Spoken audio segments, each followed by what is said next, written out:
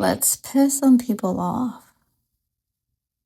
Have you ever noticed that there are seasons in life when you trust complete strangers more than you trust yourself? You'll ask your friends what they think, you'll search online, you'll watch videos, you'll read articles, you'll replay the same conversation in your mind over and over again, hoping that somehow you'll finally find the answer you're looking for. And after you've listened to everyone else's opinion, you still don't know what to do. Not because the answer isn't there, but because somewhere along the way you stop believing in your own voice. I don't think that happens overnight. I don't think anyone wakes up one morning and decides they no longer trust themselves. I think it happens quietly, one criticism at a time, one disappointment at a time, one relationship that taught you to question your instincts, one moment when someone convinced you that you were too emotional, too sensitive, or too dramatic, or simply too much until one day, without even realizing how you got there, the person you trust the least is yourself. And today, I want to talk about that because I don't believe your inner voice has disappeared. I don't believe you've lost your intuition. I don't believe you're broken. I think your voice has simply been buried beneath years of fear, expectations, disappointment, and other people's opinions. And maybe healing isn't about becoming someone new. Maybe healing is about finding your way back to the person you've always been. Hi, beautiful souls, and welcome back to I Am Spice, the podcast. I'm your host, Spice, and as always, I am so incredibly grateful that you're here. Whether you're listening while you're driving to work, cleaning your home, taking a walk, sitting outside with your favorite drink, or simply searching for a little clarity in the middle of a confusing season of your life, thank you for allowing me to spend time with you right now. Every week, we come together to have honest conversations about healing, relationships, confidence, purpose, boundaries, and what it truly means to become the most authentic version of ourselves. Not the most perfect version, because the perfection has never been the goal. The goal has always been building a life that feels honest, peaceful, and aligned with who we really are. If these conversations have encouraged you in any way, I have one small favor to ask. Please take a moment to follow the podcast, subscribe if you're watching on YouTube, leave a review, and share this episode with someone you love. Every follow, every review, and every share helps these conversations reach someone who may desperately need this reminder today.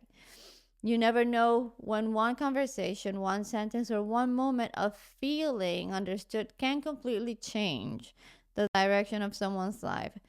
Thank you for being here. Now, let's talk about today's conversation.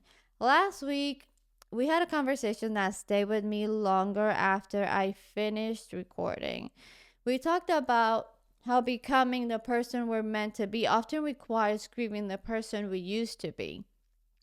We talked about how growth can feel like loss even when we're moving in the right direction. We talked about honoring the version of ourselves that helped us survive without asking that version to continue leading our lives. But after I finished recording that episode, one question kept coming back to me. What happens after you let go? What happens after you finally walked away from what was hurting you, after you started setting healthier boundaries, choosing yourself, healing and old wounds, and becoming someone who thinks differently than you used to? Because I think that's when a brand new challenge begins. You have to learn to trust the person you've become. And I don't think we talk about that nearly enough. Changing your life is one thing. Trusting yourself to lead that life is something entirely different. The truth is, I think many of us have spent so much of our lives learning how to read other people that we've forgotten how to listen to ourselves. We can recognize disappointment in someone else's voice. We can sense when someone is upset with us. We can anticipate what everyone around us needs before they even ask. But when it comes to our own hearts, our intuition, our own desires, we suddenly become uncertain. We hesitate. We question ourselves. We wonder if we're overreacting, if we're asking for too much, or if we're making the wrong decision. I wonder how many of us have become experts at doubting ourselves. And maybe that didn't happen because we're weak. Maybe it happened because life slowly taught us that everyone else's opinion mattered more than our own. That's what I want to explore today, because I believe the longest relationship you'll ever have is the relationship you have with yourself. And if that's true, then maybe it's time we learn how to trust that relationship all over again. I've been thinking about this a lot lately, and I realized something that completely changed the way I look at self trust. I don't think most of us wake up one day and decide to stop believing in ourselves. I think we slowly drift away from ourselves without even noticing it's happening. It isn't usually one life changing moment that causes us to lose our confidence. More often, it's hundreds of small moments that quietly teach us to question who we are. Maybe it started when you were a child and someone laughed at an idea that made you excited. Maybe you expressed your feelings and were told you were too sensitive. Maybe you had a dream that someone called unrealistic. Or maybe every decision you made was met with criticism until eventually you started criticizing yourself before anyone else had the chance. Sometimes it happens in a childhood, sometimes it happens in a relationship. Sometimes it happens in a workplace, a friendship, or a season of life where you begin believing that keeping everyone else happy is more important than being honest with yourself. The difficult thing about experiences like these is that they just don't affect our confidence. They slowly change the relationship we have with our own inner voice. Without realizing it, we begin trusting other people's opinions more than our own instincts. We start asking everyone else what they think before we stop it long enough to ask ourselves what we truly feel. We become so accustomed to seeking approval that we forget we were never meant to build our lives around everyone else's expectations. I don't think there's anything wrong with asking for advice. In fact, I believe wise counsel is one of the life's greatest gifts. There are moments when the people who love us can see things that we're just too close to recognize. They can encourage us to challenge us and help us grow, but there's a difference between seeking wisdom and surrendering your own voice. Advice should expand your perspective, not replace your intuition. The people who truly love you shouldn't want to think for you. They should want to help you think more clearly for yourself. One of the saddest things I've realized is how many people have become strangers to themselves. They know exactly what everyone around them expects, but they no longer know what brings them peace. They can tell you what their family wants, what their friends think, what society rewards, and what other people would choose. But if you quietly ask them, what do you want? What feels true to you? They don't know how to answer. Not because they're incapable of knowing, but because they've spent so many years learning everyone else's voice that they've forgotten the sound of their own. Maybe that's why healing can feel so quiet. Isn't always about finding new answers. Sometimes it's about removing enough noise that you can finally hear the answers that have been inside you all along. I don't believe your intuition disappeared. I don't believe your wisdom left you. I don't believe you've lost the ability to recognize what's right for your life. I think those parts of you have been patiently waiting for beneath years of fear, people pleasing, guilt expectations, and self doubt, hoping that one day you'll become still enough to hear them again. And maybe that's what coming home to yourself really means. Not becoming someone you've never been, but remembering the person you were before the world convinced you not to trust yourself. The beautiful thing about realizing how you lost your voice is that it also reminds you of something incredibly hopeful. If your voice was learned over, it can also be uncovered. If it was buried, it can be found. If you spent years listening to everyone else before listening to yourself, it doesn't mean you've lost the ability to trust yourself forever. It simply means you've been out of practice. And I don't know about you, but I find so much comfort in that because practice can always begin again. I think we sometimes imagine healing as this dramatic moment where everything suddenly changes. We picture ourselves waking up one morning completely confident, completely fearless, and completely certain about every decision we'll ever make. But healing has never looked like that in my life, at least not in mine. Most of the time, healing has been incredibly ordinary. It has looked like choosing to pause for saying yes when I really wanted to say no. I had looked like giving myself permission to rest while feeling guilty. It has looked like noticing the uncomfortable feeling in my stomach instead of immediately taking myself out of it. Little by little, those small moments began teaching me something I had forgotten. My feeling deserved my attention too.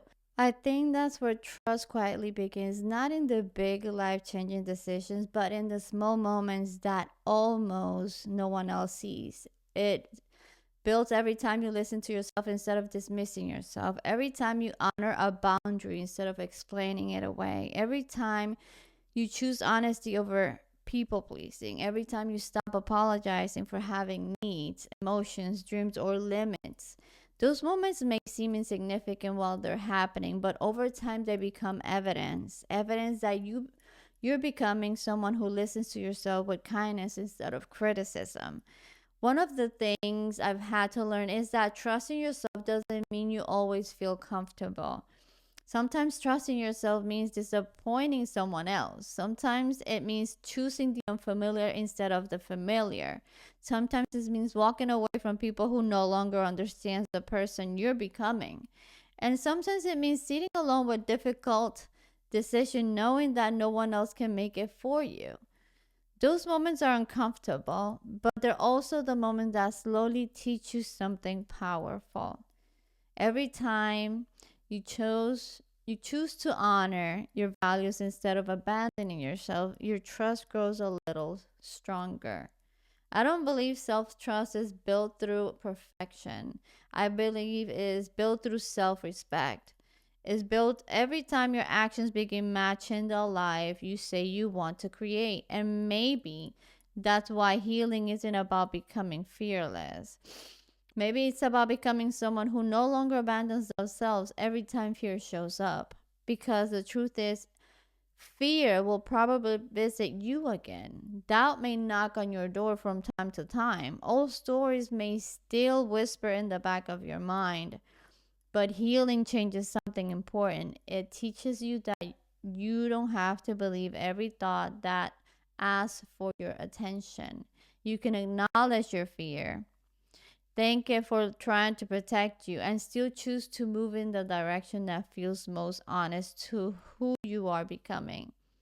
And perhaps that's what trusting yourself really is. It's not believing you'll never make another mistake. It's believing that no matter what happens, you won't stop showing up for yourself. I think one of the hardest parts about learning to trust yourself again is accepting that not everyone is going to understand the decisions you're making. For so many years, we measure whether we're making the right choice by looking at how other people respond. If they approve, we feel reassured. If they disagree, we immediately begin questioning ourselves. We mistake other people's comfort for confirmation that we're on the right path. When the truth is, some of the healthiest decisions you'll ever make may disappoint the very people who benefited from the version of you that never had boundaries. That's one of the uncomfortable realities of growth. As you become more honest with yourself, you may become less familiar to other people. The person who always said yes may start saying no. The person who always stayed quiet may begin speaking up.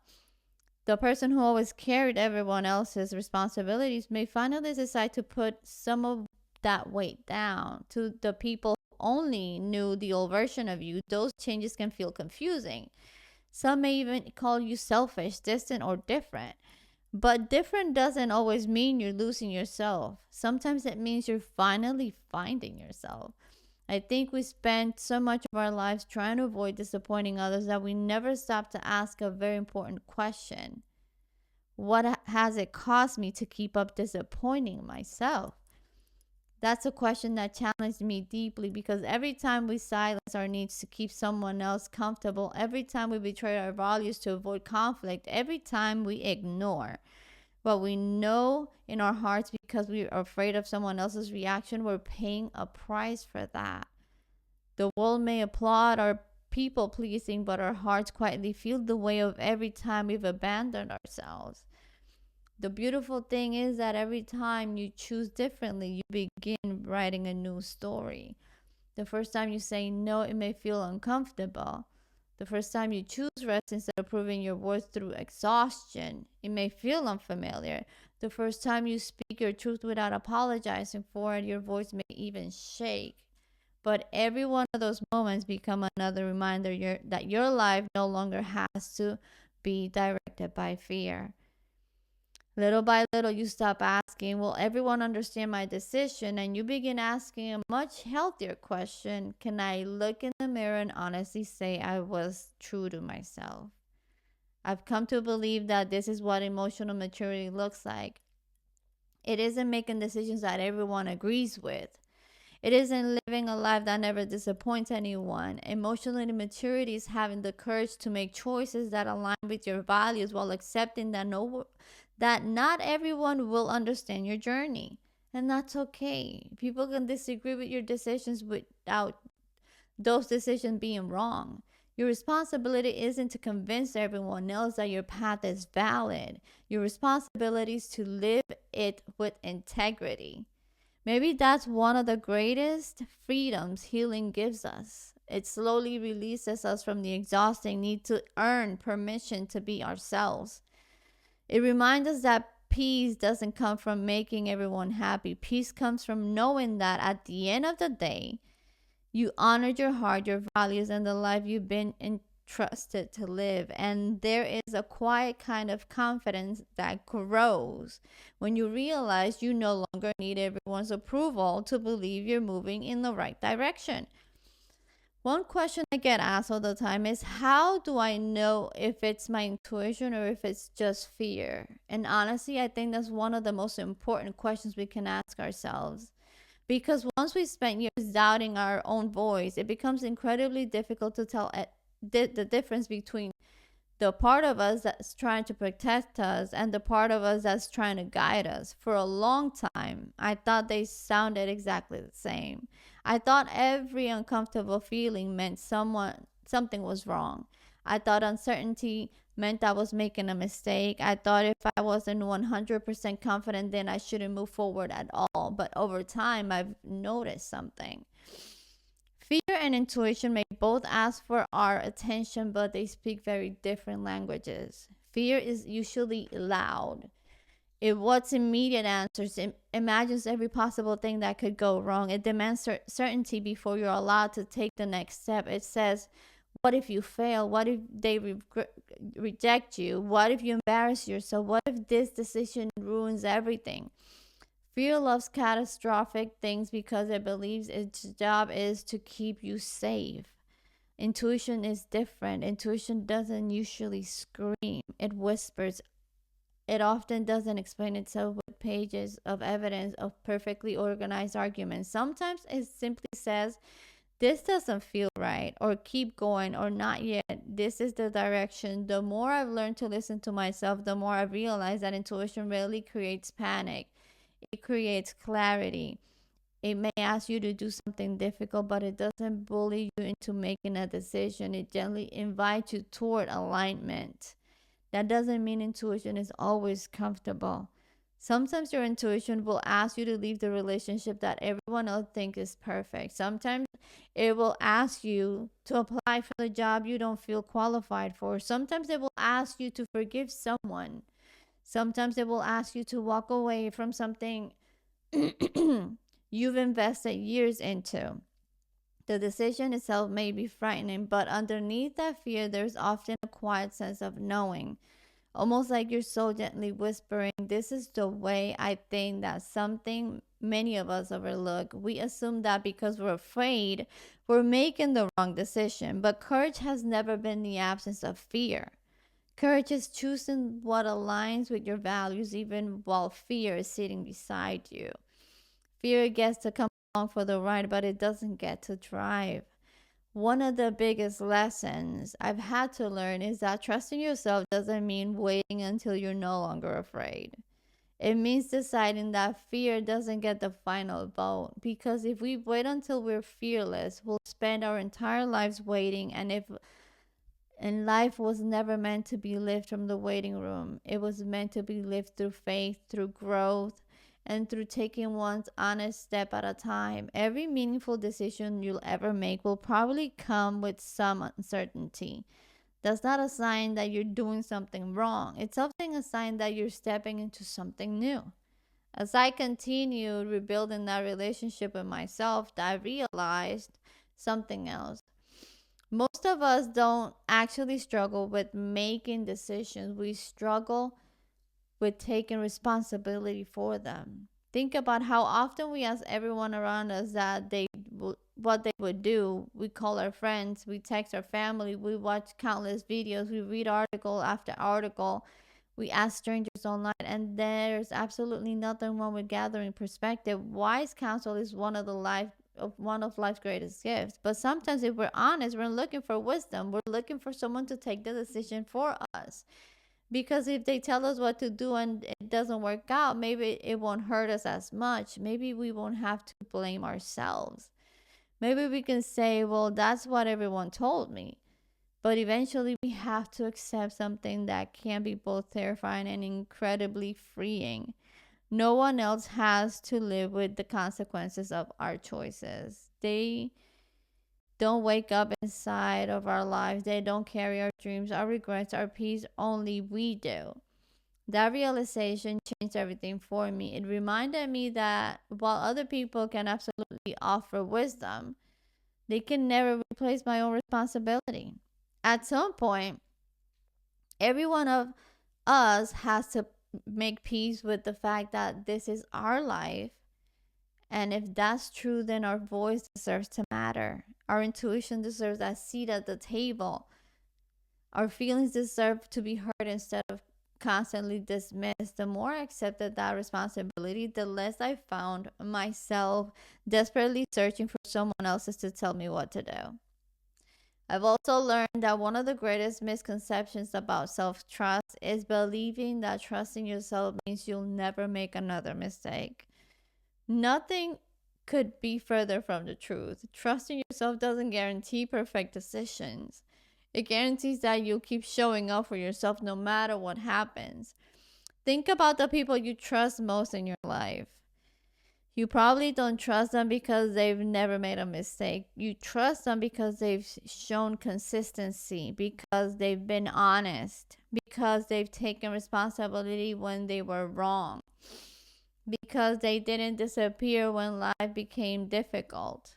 Why should your relationship with yourself be any different? Real self-trust isn't saying I'll never fail. It's saying even if I do fail, I know I can learn. I know I can recover. I know I won't abandon myself. That is a completely different kind of confidence. It isn't confidence rooted in perfection. It's confidence rooted in resilience. There have been seasons in my own life where I've questioned almost every decision I've made. I remember asking myself over and over, am I overreacting? Maybe I'm imagining this. Maybe I'm the problem. I spent so much energy looking outside of myself for confirmation that I barely stopped long enough to notice what my own heart was trying to tell me. And when I finally became quiet enough to listen, I realized something. Deep down, I had known not every answer, not every step, but enough to recognize what wasn't healthy, enough to recognize what wasn't aligned, enough to know that the life I wanted required different choices than the life I had been settling for. Looking back now, I don't regret listening to other people's wisdom. I regret the moments when I ignored my own, because my intuition wasn't trying to control me, it was trying to protect me. It was trying to guide me toward the life that was waiting for me on the other side of courage. And maybe that's the truth for you too. Maybe the voice you've been searching for isn't somewhere out in the world. Maybe it has been patiently waiting inside you this entire time, waiting for the day you finally believe that it deserves to be heard. As we begin to rebuild trust in ourselves, something beautiful starts to happen. Life doesn't suddenly become easier. We don't magically stop feeling fear or uncertainty. We still have difficult conversations. We still face unexpected challenges. We still have moments when we wonder we're making the right decision. But the difference is that we no longer feel like we're facing those moments alone. We begin to realize that we have become someone we can lean on. Instead of constantly searching for someone else to tell us what to do, we slowly become the kind of person who can sit with uncertainty, listen to our own heart, and move forward with integrity. And there is an incredible peace that comes from knowing that no matter what happens, you won't abandon yourself. I think that's one of the greatest gifts healing gives us. It doesn't promise us a life without pain, disappointments, or mistakes. It gives us something far more valuable. It gives us the confidence to know that we can survive those things without losing ourselves in the process. Because confidence isn't believing you'll never fall. Confidence is believing you'll know how to get back up. Confidence isn't believing you'll always choose perfectly. It's believing that even if you choose wrong, you'll learn, you'll grow, and you'll keep moving forward. That's what self-trust looks like. It's not perfection, it's a relationship. And like every healthy relationship, it's built through consistency, honesty, compassion, and showing up day after day. Maybe that's why I believe that relationship you have with yourself is the most important relationship you'll ever build. Every other relationship in your life may change. People will come and go. Seasons will begin and end. Jobs will change. Addresses will change. Your circumstances will change. But from the moment you're born until the moment you take your last breath, you will spend every single day with yourself.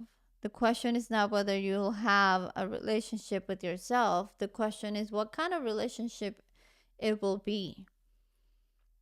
Will it be on criticism or compassion? On shame or grace? On fear or trust? Every decision you make is helping answer that question. At the beginning of this episode, I asked if you've ever noticed that sometimes we trust complete strangers more than we trust ourselves. We search for answers everywhere because we've forgotten that one of the wisest voices we'll ever hear may already exist within us. That doesn't mean we'll never need guidance from other people. It doesn't mean we have all the answers. It simply means that our own voice deserves to be a part of the conversation. Your intuition deserves to be heard. Your values deserve to matter. Your peace deserves to count. And the more you practice listening to yourself with kindness instead of criticism, the stronger that relationship becomes. So before we end today's conversation, I want to leave you with something to think about. This week, before you ask someone else what you should do, pause for just a moment. Take a deep breath.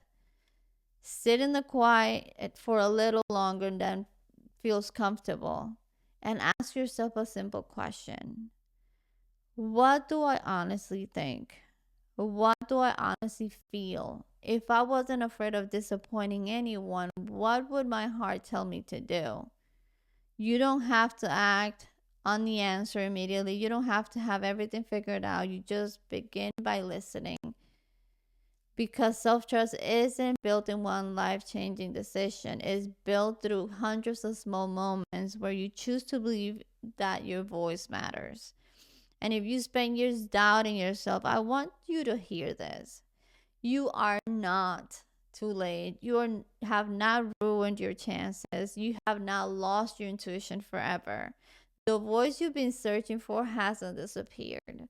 It has simply been waiting patiently beneath the noise, beneath the fear, beneath the opinions of everyone else. And every time you choose honesty over approval, every time you honor your boundaries, every time you listen to that quiet inner knowing instead of silencing it, you uncover a little more of the person you've always been. Maybe trusting yourself isn't about having all the answers. Maybe it's about believing that you'll be okay even while you're still discovering them. Maybe it's about realizing that you've already survived every chapter that once convinced you that you couldn't. Maybe it's about understanding that the strength you've been searching for has been growing inside you all along. And maybe, just maybe, the person you've been waiting to rescue you has been you all along.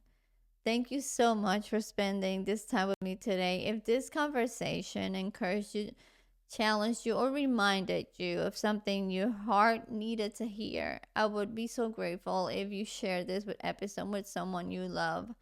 Don't forget to follow the podcast, subscribe if you're watching on YouTube, and leave a review wherever you listen. Every share, every review, and every subscription helps these conversations reach someone who may need them exactly when they need them the most. Until the next time, remember this: your life doesn't change the moment everyone else believes in you. It begins to change the moment you start believing in yourself again. Keep healing, keep growing, keep choosing yourself with love and compassion. And as always, stay unfiltered, stay unapologetic, and stay unstoppable. I'll see you guys in the next episode. And remember, we're unfiltered, unapologetic, and unstoppable. That's that.